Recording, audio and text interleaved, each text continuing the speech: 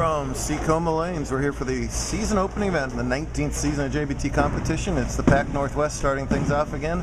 Both title matches at once, so we'll catch up to our yard. Tristan Sievers, looking to win his first career title, is going to take on veteran Lieber. Kara with 2 wins in her career. Both these matches are early, and Kara is getting 12 pins. Tristan has to win by 12 to tie and 13 to win. He's gone strike spare to open it up and covers up the rail there in the 3rd frame.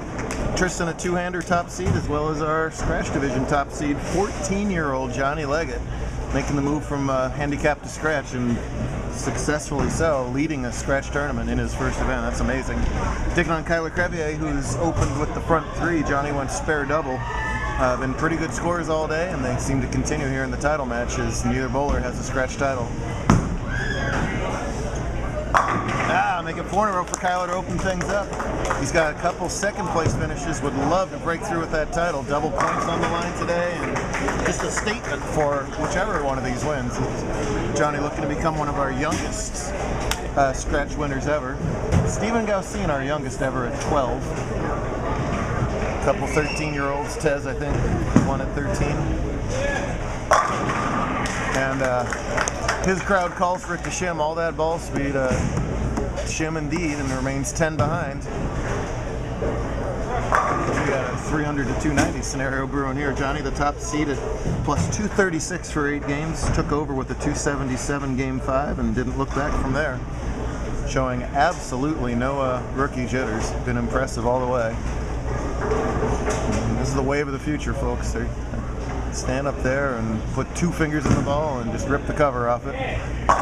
And that's why you do that 2-handed, to get carry like that. Bushwhacks the 4-pin.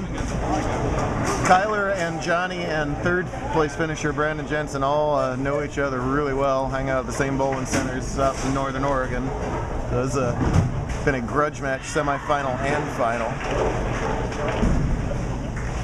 Kyler, as you can see from his shirt, will soon be heading off to Weber in Florida. Looking to stay perfect, and he does. Man, splits the 8-9. Good looking stuff. Tristan, you see with that same basic delivery, a little more motion in both the arm swing and the upper body, and that's something that as he continues to get better, he'll work on. Even if you're 2-handed, you want to stay as still and stable as possible. It's tough to repeat motions like that. It's very simple to repeat keeping still. Well, not simple, because everybody can do it. It's simpler. See, Kyler takes that practice swing, playing around 4th and 5th arrow. How weird of Kyler. He puts his thumb in the ball. What a silly thing to do these days. What are you doing? A little bit slow, doesn't shim. That's one thing you couldn't do today. Streak ends at 5. Tristan picks up his 10-pin. He's still clean through 4 frames. Kara open in the 2nd and 4th. So that results in a slight lead for Sievers overall. Almost had one of our younger scratch title matches ever, as Brandon Jensen finished 3rd, and he's either 14 or 15 too. So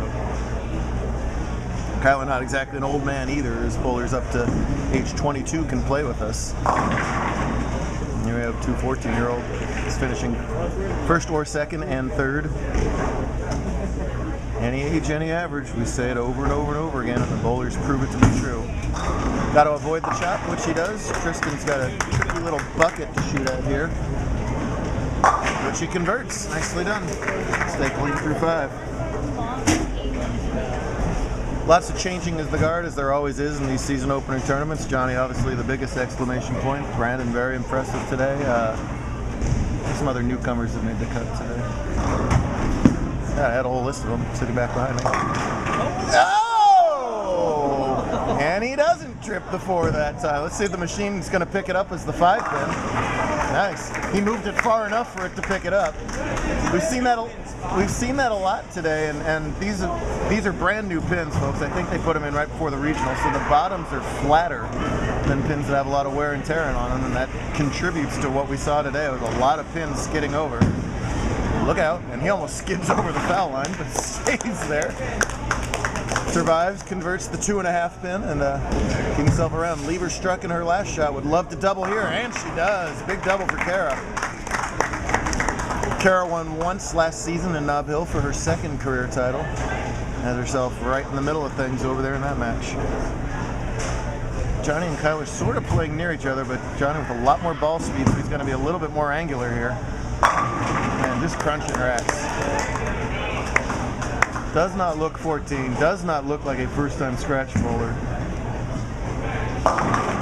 And look out, guys, there are going to be some people making noise. Alvarez didn't bowl today, but Josh will be making noise. Tommy McNeil finished 7th in a regional last weekend in Oregon. That's stupid. That should never happen.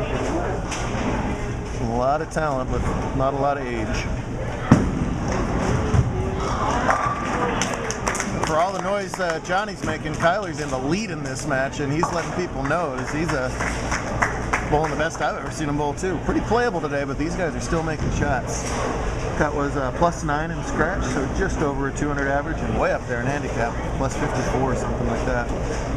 There's gonna be a lot of re-rates overnight tonight. A lot of sad faces when I see them write their when they see me write their average on their card tomorrow. 10 in the pit over there for Sievers as well. First strike for him since the first frame, but he's been clean in between. Kara with a huge shot coming up, working on a double. Kyler already leads by 9. He can extend to 19 if he can double here in the 8th frame. You betcha, man. Oh, he gives it the little point. He says, I told you, bowling pins. Take that, inanimate objects. And Kara trips out of 4 as well. My goodness. All 4 bowlers showing what they're made of here. Leggett can double in the 8th and 9th to pull within a pin. There's the first one. Solid 7's the last one to go out. That sort of high flush hit. 7 drops. Lieber for a 4-bagger now. It's high. All right. 114, 134. She leads by 4 if she converts and getting another 12 a handicap. So if she spares, she'll be up by 16 in the 8th. Leggett going for the re-rack. Another mature move. Kara does just convert that to 6-pin. She wasn't sure. The crowd wasn't sure, but it fell. Those Liebers have been bowling a long time. Kareem finished 2nd in women's series today to Elise Yates. A little deeper. And it gets that 10-pin to fall. Man, all that rotation. I'd probably leave a pocket 5-10 from there, but these guys have the revs to carry from that angle. Just like that for Sievers as well. A little double pump there. First double of the match for him.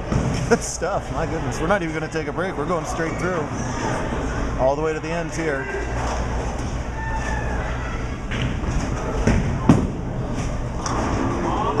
Oh man, and the first real major blink of the title match is Crevier's.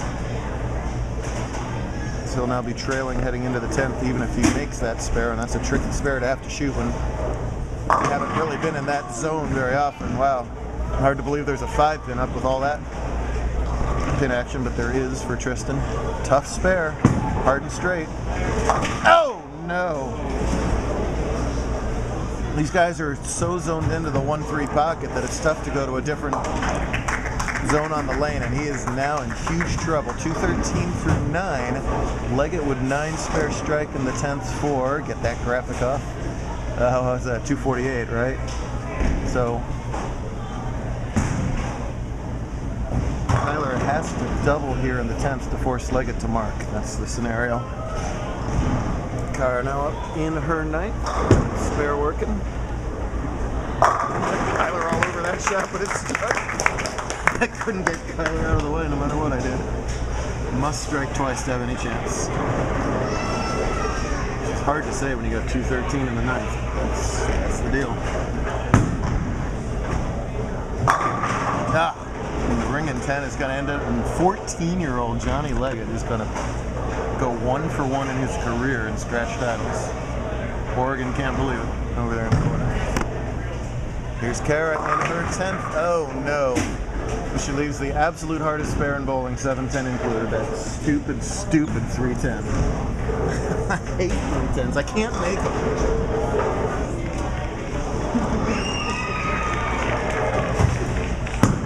Now, Crevier's been so close to that first career title. He's going to shoot 222 with opens the last 2.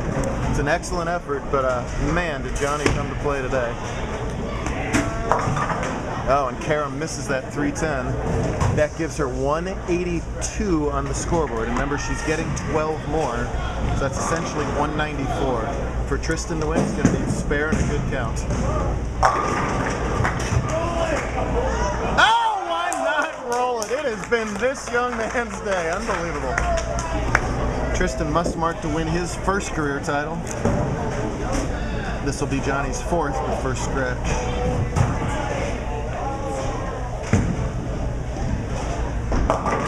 Oh man, he could have left anything, but he only leaves the 4. He'll have to spare that to win. Leggett lost half the lane and strikes again. My goodness, look out, scratch division.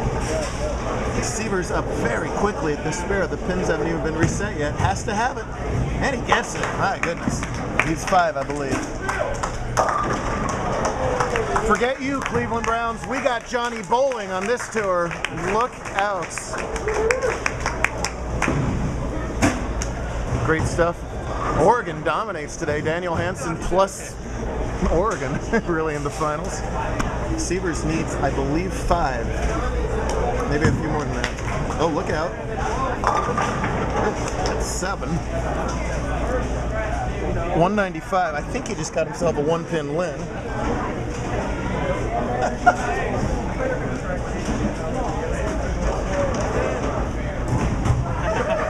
Aware of what he just did? By a pin? Yes. And Tristan, with that weird fill ball, I don't think he really understood the math on that. He just won by a pin with a near throwaway shot on his fill ball. 224 to 223. Yeah, there's his reaction. I don't think he realized. He had it wrong, absolutely. Look at him, he's over there with his hand in front of his mouth. He can't believe he just did that. Well, alrighty then. 2 bizarre endings right there. Tristan wins his title, Johnny wins his title. We'll give out plaques and we'll do it all over again.